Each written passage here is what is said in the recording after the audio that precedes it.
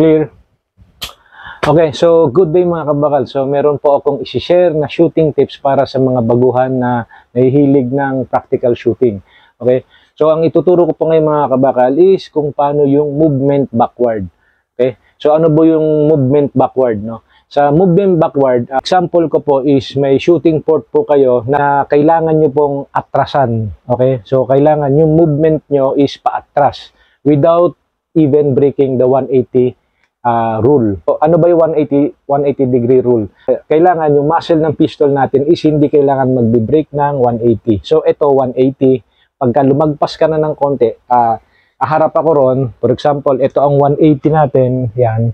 Ito is 180, yan 180. Then pag lumagpas ka dyan is breaking 180 na. So pwede ka nang ma-disqualify niyan pagka nagbe-breaking 180 ka na, no? So, dito sa moving backward na to, marami pong, lalo na sa mga beginners, no, marami pong na-DQ, na-disqualify dahil nga nabi-break nila yung 180 degree rule.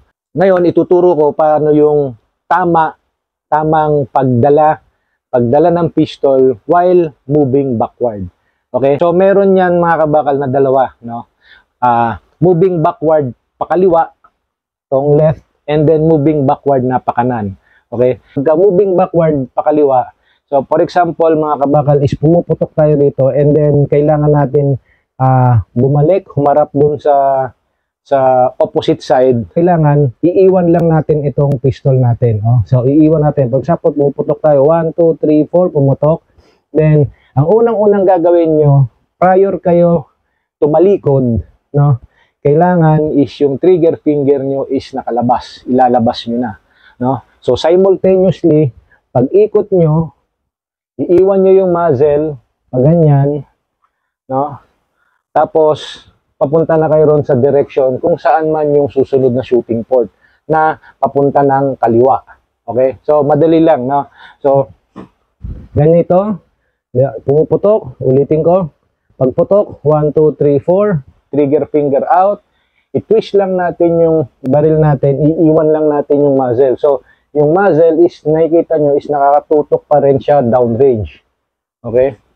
So, tatakbo kayo, papunta ron sa susunod na shooting port sa kaliwa. So, may video ito mga kabakal, dahil masikip dito sa bag, hindi ko masyadong may demo. So, bali, panoorin nyo itong video na papunta ron sa kaliwa.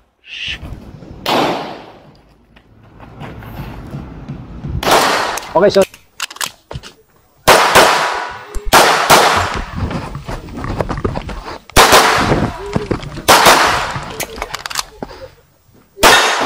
okay, so nakita nyo yung mga kabakal, yung moving backward na pakaliwa. Okay, so iniiwan lang yung muzzle dun sa downrange na nakaganyan yung itsura niya. Okay? So mga kabakal, yun yung pakaliwa. Okay? So sa moving backward left side, no? Ano yan, yung distance niyan, whether kahit anong distance, whether mapa-short or long distance. Okay? So, kung may pakaliwa, syempre may pakanan din. Okay? Dito naman sa kanan, pumuputok kayo ganyan, bung, bung, bung, bung. Pag sa kanan, ganun pa rin, trigger finger out, bago kayo tumalikod. So, pwedeng yung bit-bitin ng nakaganyan. Kung nakaharap na akong ganyan, papunta na ron ako, pabalik na, so ganyan po ang itsura, no?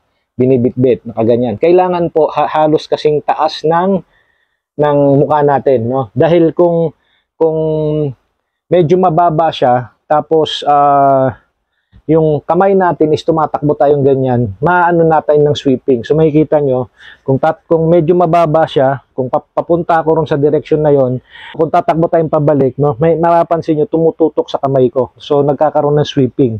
So kung medyo mataas siya, ang bit-bit nyo, halos na andito lang sa eyeline natin, no, medyo mataas, so hindi na siya abutin, no, eyeline, hindi na siya abutin. Okay? So, ito ulit yung isang video. Kita nyo talaga in full perspective. Ito po, isa.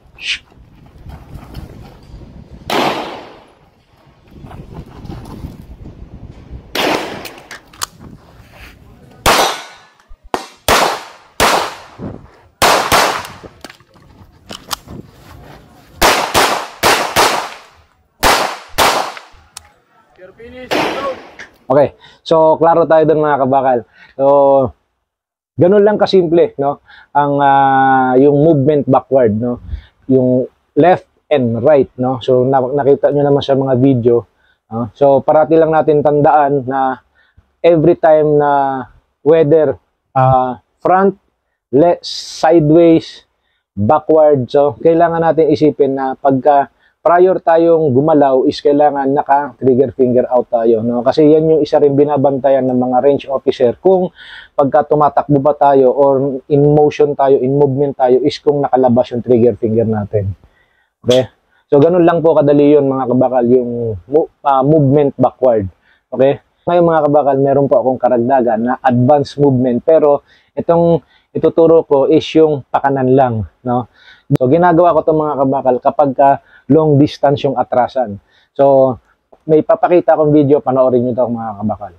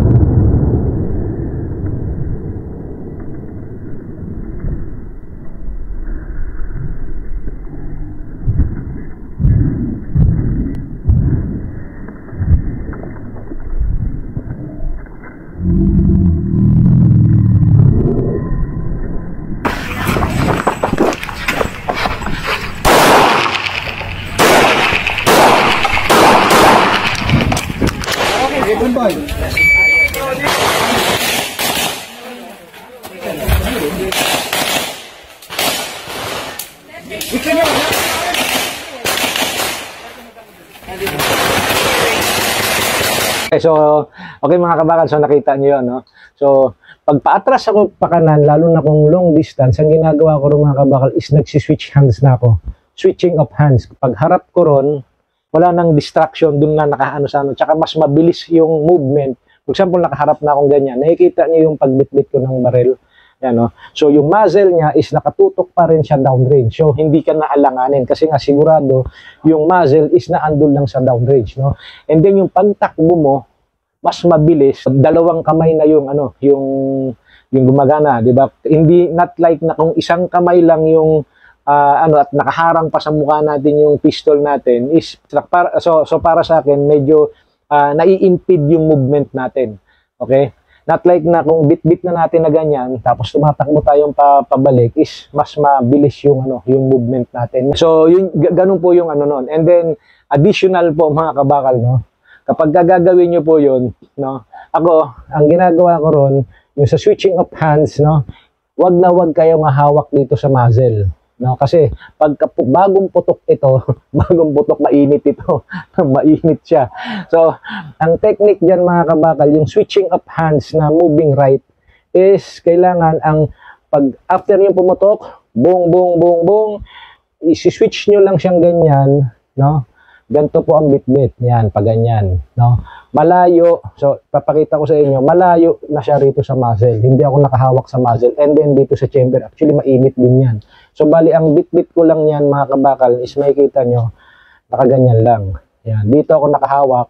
Nakalabas. Wala rin yung trigger finger ko, nakalabas. Nakaganyan. Yan. So, malayo. Malayo siya ron sa chamber. Kasi mainit din ito na kapag ano is baka mapasurin kayo. No? So, iiwasan nyo rin na ano. So, ulitin ko. Pagputok. Switching of hands.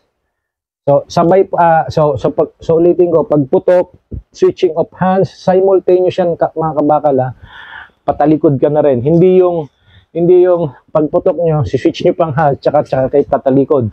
Hindi po, simultaneous po yan, simultaneous na. Pagtapos yung pumutok, habang nag-switch ng hands kayo, umiikot na rin kayo, pabalik, papunta rin sa direction kung saan kayo aatras. Okay mga kabakal, sana po nakatulong itong simple shooting tips ko para dun sa baguhan. And then, siyempre para na rin po rin sa mga matatagal na rin mong pumutok. Okay? So mga kabakal, kung nagustuhan nyo po itong video ko, so do please like and share. sa susunod pong mga videos. Good day, God bless, and mabuhay po tayong lahat.